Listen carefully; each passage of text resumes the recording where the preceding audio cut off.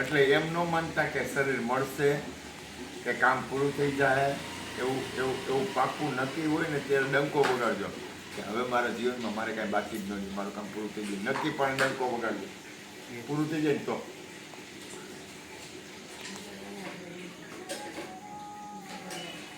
નક્કી થઈ જાય ને કે હવે મારે શરીર ધારણ નથી કરવાનું, હું મારી મૂળ સ્થિતિમાં વયો જઈશ, એવું નિશ્ચય બની જાય ને તો ડંકો વગાડજો. ને તો તમે ધ્યાન રાખજો કે હજી હારવાનું બાકી છે, હજી આ છૂટતું નથી, હજી આના ભાવ છૂટતા નથી, અગાવાલા કુળ કુટુંબ પૈસો જમીન મકાન છૂટતું નથી.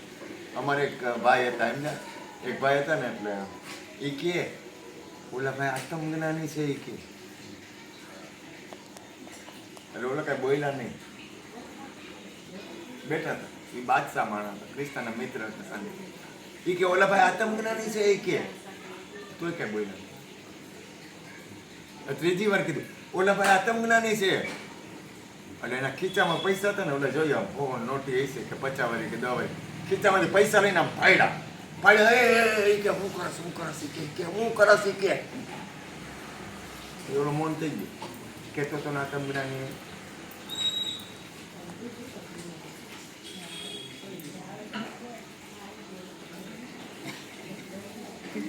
ખાલી હો વાળી 200 500 વાળી 2-3 નોટ આમ ફાડી કેવું કે મારા ખીચા બધી પૈસા પૈસા કેતો તો આત્મજ્ઞાની આમાં શું હતું આવા કરે. આત્મજ્ઞાનીનું પ્રથમ લક્ષણ છે ત્યાગ. ત્યાગનો હોય ને આજે આ બધા આત્માની વાતો કોને નથી કરતું? કોણ આત્માની પરમાત્માની વાતો કોણ નથી કરતું? નાનું છોકરું હોય તો એમ કે હું આત્મા છું, અને ગઈઢો 80 વર્ષનો હોય ને તો એમ કે હું આત્મા છું. પરિસ્થિતિ છૂટે કઈ. પ્રથમ લક્ષણ છે ત્યાગ, બીજું લક્ષણ છે વૈરાગ. આ તો એના પાયામાં મૂળમાં હોય. કાંઈ પણ વસ્તુ છોડવાની આવે ને ત્યારે આપણે જોઈ લેવું આપણાથી શું થાય છે. હું કોઈ વ્યક્તિને કેમ નથી કહેતો મારાથી મારે જોવું જોઈએ. કાંઈ પણ વસ્તુ બને તો આપણાથી કંઈ છૂટે છે, આપણાથી કાંઈ વૈરાગ આપણામાં છે. આવવાનું તો કાંઈ નથી કોઈના એ તો બધાને ખબર. એ તો નાની વાત થઈ ગઈ, એ તો બધાને ટેવ પડી ગઈ બોલવાની. આપણે યાર કાંઈ નથી આવવાનું, આપણે યાર શું આવવાનું છે બાપુ? આપણે યાર કાંઈ આવવાનું નથી, આપણે કાંઈ લઈને આવ્યા નથી, આપણે કાંઈ લઈને જવાનું નથી. બાપુ તમારી દયા થઈ જાય એટલે અમારું કામ થઈ જાય. બસ તો પાછી તમારી દયા થઈ જાય એટલે અમારું કામ થઈ જાય. બાપુ તમે બહુ દયાના સાગર છો. એને કહેવાય બધું અહીં મૂકી જા અને બે કઈ નવી જાજે એટલે તારે કઈ ચિંતા નહીં. સીધો ને સરળ રસ્તો. બધું છૂટી જાય તારું. બાપુ આમાં તો આમાં હું ગુરુ મહારાજની બહુ કૃપા છે, કાંઈ ઘટતું નથી. અને ગુરુ બહુ દયાળુ છે, બાપુ બધા દયાળુ છે બહુ, અમારે કાંઈ ચિંતા નથી. પણ ઈ કયો તો એ પેલા એ બધું ભેગું કરી લે. એટલે સાંભળો, એટલે તમે હાલો છો ને અથવા હું હાલું છું ને એ હાલવાનું ભાઈકાને તો મરી ગયા સમજી લેજો.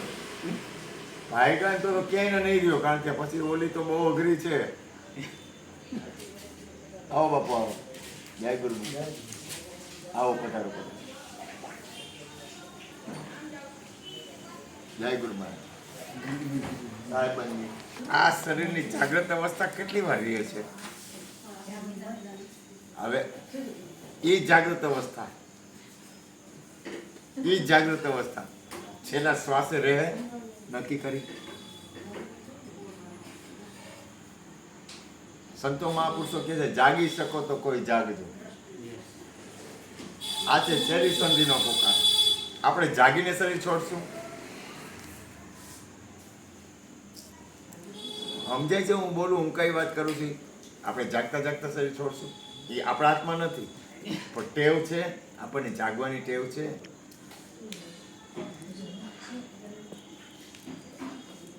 આપણી અંદર જાગૃત અવસ્થા છે, આપણે જાગીને જીવવાની ટેવ છે. કારણ કે જાગીને જીવવાની જેટલી ટેવ રહેશે ને, જાગીને જીવવાની એમ એ છે ને આજ હું તમને કહું, કોઈ પણ વસ્તુ હોય એક એક એક એક ખાએ હાલો એમ કે ખાલી સતનામ એવું છેલ્લો ડચકે બોલી દેજો એટલે કામ પૂરું. એમ કહે દાખલા તરીકે મહાપુરુષ એમ કહે સતનામ શરીર છોડી દેવાનું, તો આપણને ખબર ખરી ક્યારે સતનામ બોલવાનું નથી ખરી. તો આ અભ્યાસ શું કામ? ધ્યાન ને ધારણા કાયમ કરવાને કાયમ કરવો અભ્યાસ. તો કે ભાડી ગયા હો ને તમને ખબર પડી જાય ને કે તમે સ્થિતિ પામી ગયા છો, તો ઉતાવળ કરતા નહીં, તરપત ન થાશો. તો કે વધુ ને વધુ રાખજો ઉદાસ. અભ્યાસ, ધ્યાન, સમરણ, કીર્તન, સત્સંગ, સંતોનો સંગ, સાધુ પુરુષનો સંગ, જીવનના કોઈ પણ રીતે શુદ્ધ વિચાર આવે તો પરમાત્માને પ્રાર્થના કરવી, તમને શુદ્ધ વિચાર આપો. એને પ્રાર્થના કરવી સદગુરુને. સદગુરુ એટલે શરીર નહીં, અને તમે હેરાન ન થાવ કે તમને કે રોકાણ નહીં થવા દો, રોકાણ નહીં કરવું, પણ એવું પ્રાર્થના હૃદયથી કે આપણા જીવનમાં આપણી પ્રકૃતિ, આપણો મૂળ સ્વભાવ એમાં થોડુંક આગળ વધી શકાય છે. આજ મને એટલી ખબર પડે કે મારા જીવનમાં હું હાલું છું એમાં કંઈ થોડોક સુધારો થયો.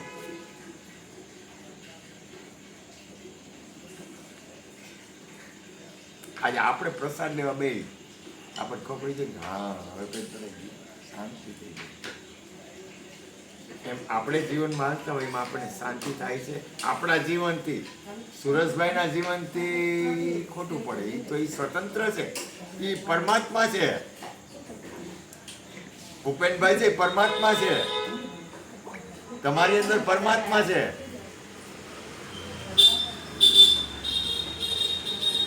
દરેકની અંદર પરમાત્મા છે, પણ અહીંયા ધ્યાન નથી રાખવાનું, જાગવાનું છે પોતાને.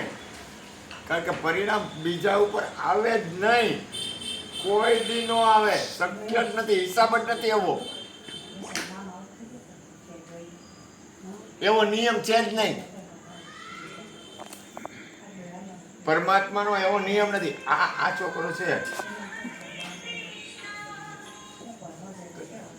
આ છોકરો છે, વાત કરી, આ છોકરો છે એના ગુરુને માને છે.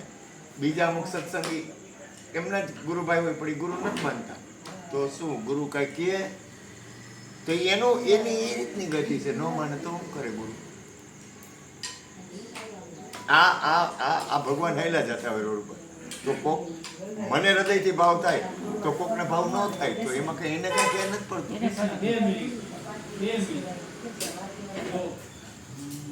મારા ગુરુ સુરત આવ્યા, સુરત ભૂપેનભાઈ હતા. અમે કીધું બે વાણી કહી દઈએ, બે વાણી કહી તું બે વાણી ગાય. જ્યોતિમાં જ્યોત્સના દીદીને કહે કે શ્રીને કેવા ભજન ગાય છે, તો એ મને નથી પાછો મારો ગુરુ મારા ભજન જ દીજે, સત્સંગમાં નહીં માગે, મારો ગુરુ મારા ભજન જ દીજ છે. મને આત્મવિશ્વાસ આવી ગયો. હવે આગળ એટલે હરિગુરુ સંતોનો સંગ, મહાપુરુષોનો સંગ, એમાંથી આપણા અંદર કાંઈ સારી વસ્તુ તો ગમે ત્યાંથી લઈ આવે. દત્ત મહારાજે 24 ગુરુ કર્યા હતા. વહેલા આપણું ધ્યાન સારી વસ્તુ લેવામાં છે, સારા ગુણ. એક હમણાં અમારા એક ભાઈ ગુરુભાઈ હતા, એક હા બાપુ પ્રેમથી કર્યું. પ્રેમ તો તમારી પરીક્ષા કરું છે, કાગળમાં વચ્ચે કાળું ટપકું, આ યુટ્યુબમાં આવેલું. અને સ્કૂલના બધા જે ભણવાવાળા હતા ને એને કીધું આ કાગળમાં તમને જે અનુકૂળ લાગે ને લખો, વચ્ચે કાળું ટપકું કાઢું કરે.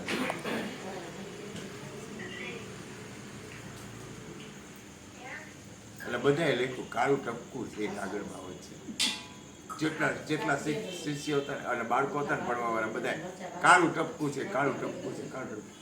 એ કે બધાએ ફેલ, કોઈને આખું ચોખ્ખું છે એ ન દેખાણું. ખાલી એક ટપકું જ દેખાનું. કાળું જ દેખાણું, આમાં સારું છે એ ન દેખાણું. એમ તમારે બધાયમાં સારું હોય બરાબર. પણ એ મને દેખાય. દ્રષ્ટિમાં તો કપામાં જ લઈ જાય. મને એક સંત મહાપુરુષ મળ્યા હતા. મને કે મહાપુરુષ કેવા હોય ખબર તમને? મને કે એક ગુણ હોય ને, એક ગુણ સારો હોય ને એટલે એને કોઈ 100% ગુણ કરી નાખે એના. અને આપણે મારી પ્રકૃતિ કેવી હોય, એક અવગુણ હોય ને એટલે ઓલાના બિચારા 99 સારા ગુણ હોય ને એનું જો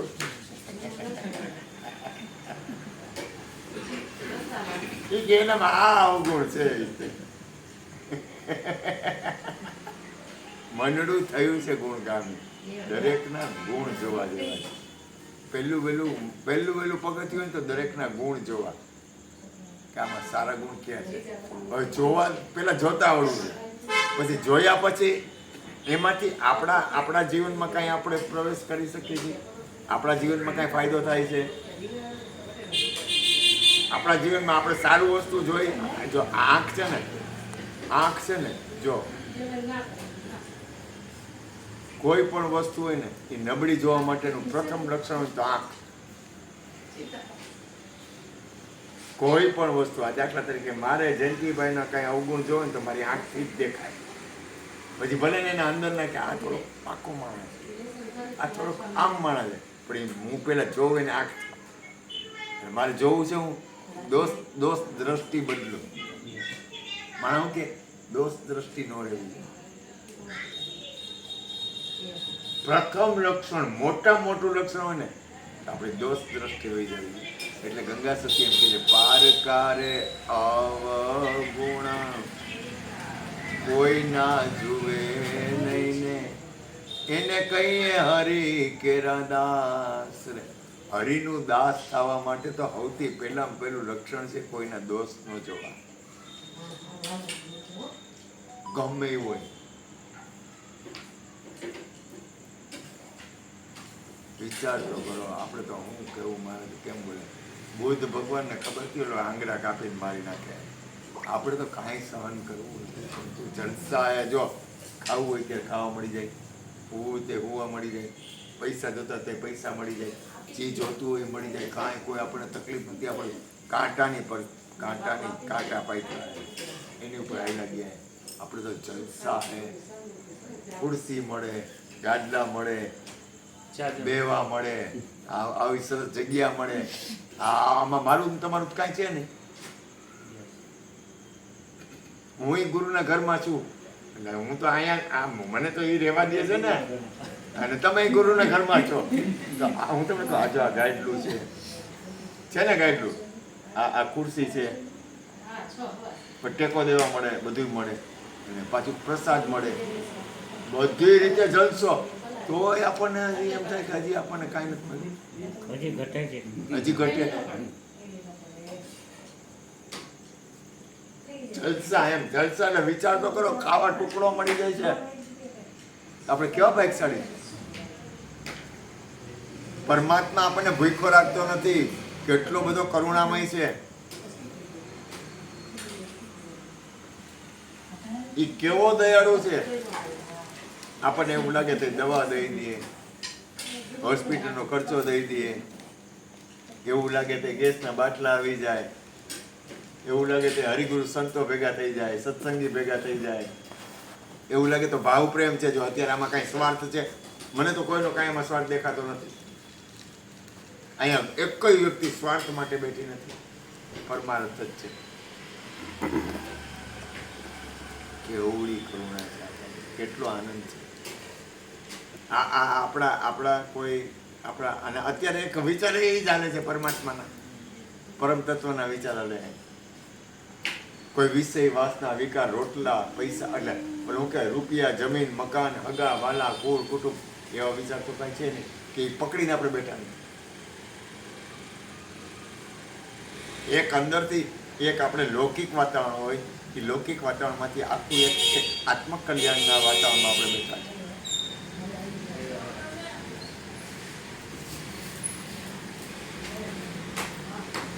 હાલો આપણે અંદર જાવું ને ગુરુમાની કૃપા.